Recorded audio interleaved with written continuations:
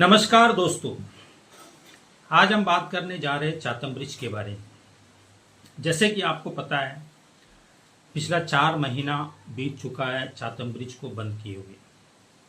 चातम bridge लगातार बंद रहने से जो आम जनता है, जिनमें स्कूली बच्चे, मरीज, बुजुर्ग, महिलाएं, गर्भवती महिलाएं, जिन्हें लगातार जीबीपन हॉस्पिटल आना जाना लगा रहता है, सरकारी और गैर सरकारी संस्थाओं में काम करने वाले लोग, जो रोजमर्रा की जिंदगी में छूना से लेकर शोलबे तक, टेंडस पॉइंट, नमूनागर जैसे दूर दराज क्षेत्रों से आने वाले वे लोग, जो 25 से 30 हजार वो लोग, जिन्हें कहीं कठिनाई और परेशानियों का सामना करना पड़ रहा है।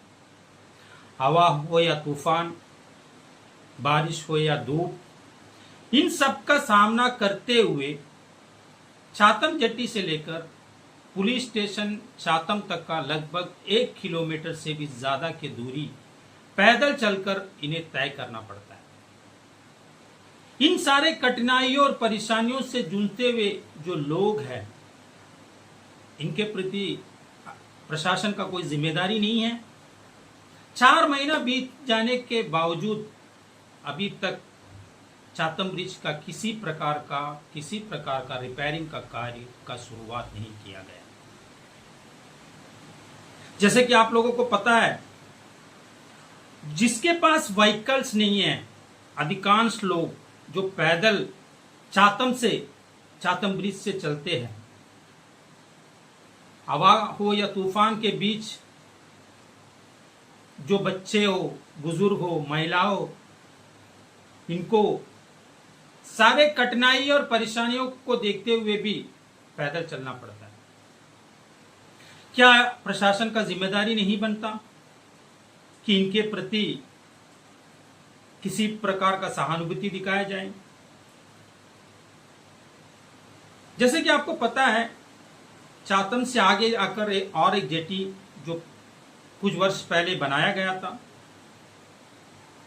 कुछ साल तक उनका वहां पे जेटी में बोट वगैरह बिड़ाया गया, लेकिन देखा गया है कुछ सालों से वहां पे किसी प्रकार का बोट को नहीं बिड़ाया जाता। क्या प्रशासन को चाहिए नहीं कि एटलीस्ट वहां पे जो है, जो फेरी सर्विस है, उन्हें वहां पे लगाया जाए, फेरी को वहां बिड़ाया जाए, जिससे कि कम से कम जो मरीज और महिलाएं हैं, उन्हें कुछ तो राहत मिल सकता है। क्या प्रशासन कुछ वर्ष पहले जब चातम ब्रिज का मरम्मत कार्य किया गया, तब इंजीनियरिंग विंग का ये दायित्व था कि सारे ब्रिज का मुआवजा किया जाए, और उन्हें पता नहीं शायद किस वजह से उसका एस्टिमेट कैसे बना, कब बना, किसने बनाया। जब उनका कार्य शुरू होने से पहले जब एस्टिमेट बनाया जाता है, तो इंजीनियरिंग विंग बाकायदा उनका जायजा लेना चाहिए था।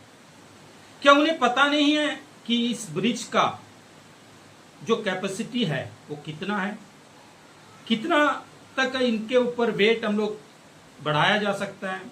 अगर वेट बढ़ाने से उनके नीचे का जो स्तर है, उनका क्या हालत होगा?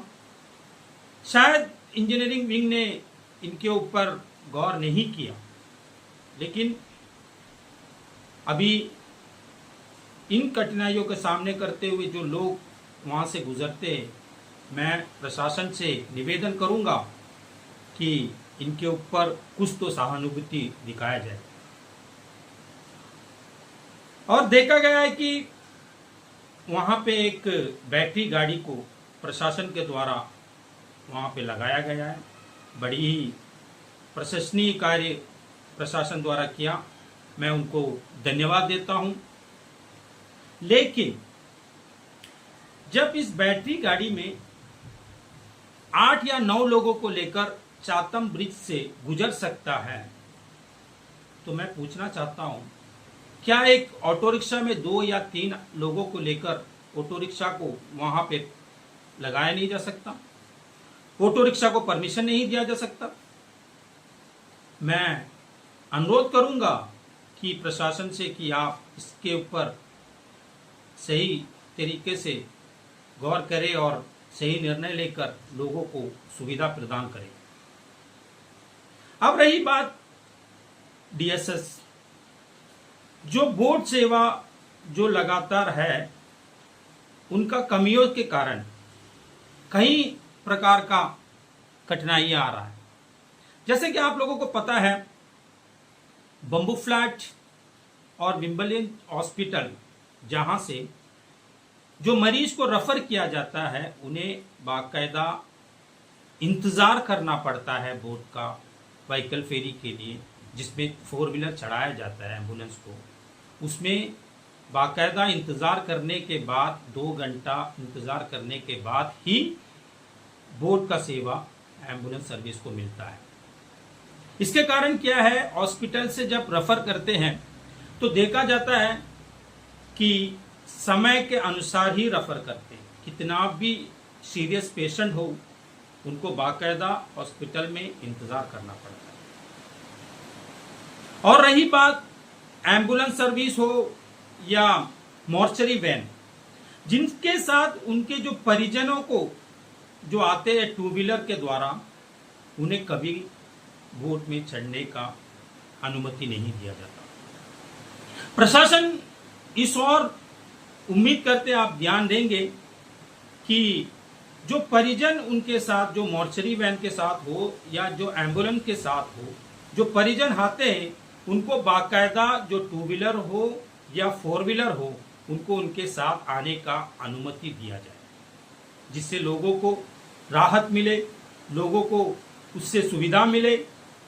और मैं पुनः आपसे आग्रह करूंगा, जल्द से जल्द चातम ब्रिज का मरम्मत कार्य शुरू किया जाए, अन्यथा या आप एक प्रेस रिलीज कर ये बताया जाए लोगों को कि चातम ब्रिज का कार्य कहां तक, कब तक पूरा होने को है।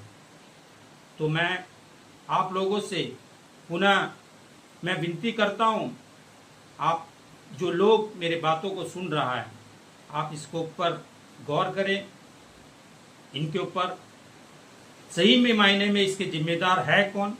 प्रशासन जिम्मेदार है या जो हमारे क्षेत्रों में रहने वाले जो पीआरआई हो या नेतागण हो, वो जिम्मेदार है, या आप आम जनता इनके ऊपर जिम्मेदार है? बस मैं आपको इस सवाल छोड़ते हुए मैं आपसे निवेदन करता हूं, अगर आपको मेरा वीडियो पसंद आया तो कृपया करके इन्हें लाइक और सब्सक्राइब करें। धन्यवाद। जय हिंद।